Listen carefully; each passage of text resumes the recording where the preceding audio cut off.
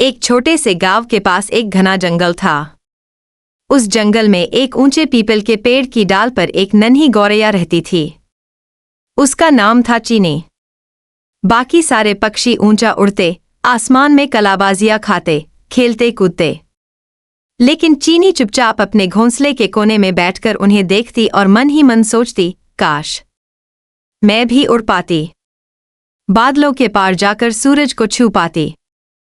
लेकिन जब भी वह उड़ने की कोशिश करती, उसके छोटे छोटे पंख डर से कांपने लगते। कुछ ही पल में वह नीचे जमीन पर गिर पड़ती। बाकी पक्षी उसका मजाक उड़ाते, अरे तू तो उड़ ही नहीं सकती, तू तो डरपोक है। चीनी चुप रहती, उसकी आंखों में आंसू आ जाते। लेकिन हर रात वह खुद से कहती, शायद मैं कमजोर हूं, लेकिन मेरे सपने मजबूत हैं और मुझे खुद पर भरोसा है। एक सुबह चीनी ने ठान लिया, आज मैं उड़ने की कोशिश करूंगी, चाहे गिर जाऊं, लेकिन हार नहीं मानूंगी।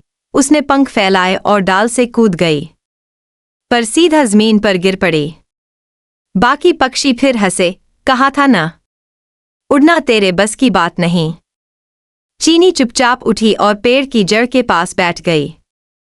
उसी शाम एक तोता वहां आया।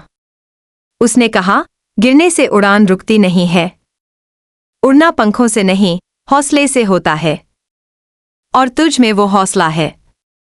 उस रात पहली बार चीनी मुस्कुराई और बोली, हाँ, मैं फिर कोशिश करूंगी, क्योंकि मुझे खुद पर भरोसा है।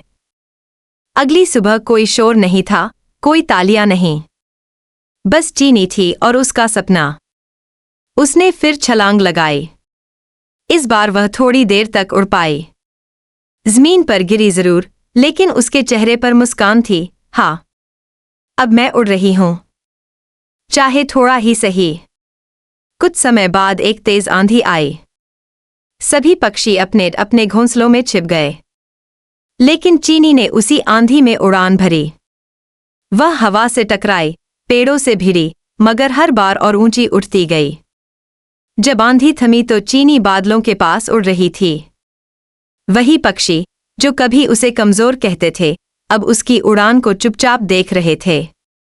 तोते ने मुस्कुराकर कहा, तूने खुद पर भरोसा किया और यही तेरी सबसे बड़ी ताकत है। सालों बाद जब एक नन्ही गौरैया उड़ने से डर रही थी, तब चीनी ने उसे समझाया, डर तो सबको लगता है, लेकिन उड़ता वही है जो खुद पर भरोसा करता है।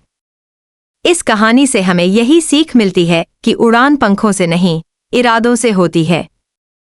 लोग चाहे जितने ताने दें, मजाक उड़ाए, लेकिन अगर तुम खुद पर भरोसा रखो तो गिरकर भी संभल सकते हो और आखिर में आसमान छू सकते हो। अगर आपको यह कहानी पसंद आई हो तो इसे लाइक करें, शेयर करें और चैनल को सब्सक्राइब करना ना भूलें।